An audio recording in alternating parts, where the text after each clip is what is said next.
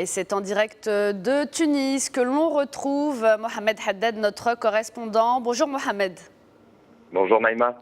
Alors on va parler de tourisme ce matin, donc avec, on le sait, 3 années qui ont été très difficiles dans ce secteur touristique pour la Tunisie. Mais visiblement 2014, ça semble être l'année de tous les espoirs. Donc quelles sont les conditions pour que ce tourisme, notamment culturel, reprenne cette année ? L'événement qui a marqué ce tournant, Naïma, ce sont les dunes électroniques. 5000 personnes sont venues de Tunisie ou d'ailleurs pour danser 3 jours de musique électronique aux portes du désert, à Mafta, à 450 km au sud-ouest de Tunis. Et ces dunes électroniques ont eu lieu dans les décors utilisés pour la célèbre trilogie Star Wars.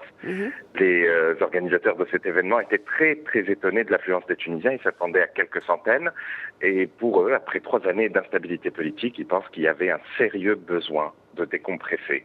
Même ceux qui ne sont pas arrivés jusqu'aux portes du désert ont entendu parler de ces dunes. Comment ? C'est grâce à la performance de la nouvelle ministre du Tourisme, Amel Karboul, une performance qu'elle a faite à l'ouverture des festivités.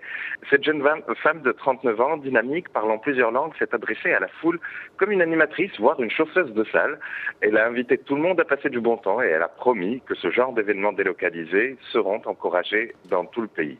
Et que ce soit pour la forme ou pour le fond, la vidéo de l'intervention de la ministre a beaucoup été partagée sur les réseaux sociaux. Par conséquent, grâce à cette campagne, le sud tunisien, qui était classé comme étant une zone à risque, est devenu une destination à la mode. En réalité, c'est non seulement une réappropriation du territoire national, mais aussi une réappropriation de l'histoire nationale. En effet, les ministères de la Culture et du Tourisme ont annoncé qu'ils allaient ensemble travailler pour aménager les sites archéologiques dans tout le pays et les rendre plus attractifs. D'accord. Alors, l'objectif du gouvernement tunisien, c'est aussi d'atteindre ce chiffre 7 millions de touristes. Alors, comment le gouvernement compte-t-il s'y prendre justement pour atteindre cet objectif ? Alors, la première condition qu'on entend partout, c'est si tout se passe bien. Si tout se passe bien, c'est-à-dire que la situation sécuritaire soit sous contrôle. Cet objectif de 7 millions de touristes est surtout un seuil psychologique important pour le secteur, parce qu'en 2010, avant la Révolution, il y a eu 6,9 millions de touristes. Et donc dépasser le cap des 7 millions signifierait littéralement que les touristes sont enfin de retour après ces 3 années difficiles. La semaine dernière, l'état d'urgence a été levé après plus de 3 années.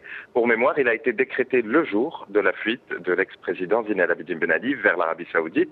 Et on voit en Tunisie en ce moment les arrestations de prêcheurs radicaux qui se multiplient.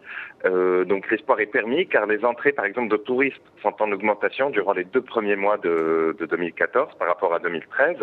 Et il faut quand même rappeler que le tourisme est très vital est un secteur vital pour la Tunisie. Il représente 7% du PIB et emploie 400 000 personnes. Enfin, c'est l'un des principaux pourvoyeurs de devises pour la Tunisie. Mohamed Haddad en direct de Tunis pour Média TV. Merci pour ces informations, pour toute l'actualité en Tunisie. Place à la revue de presse. À présent, le gouvernement veut faire de l'emploi l'une de ses grandes priorités pour les années à venir.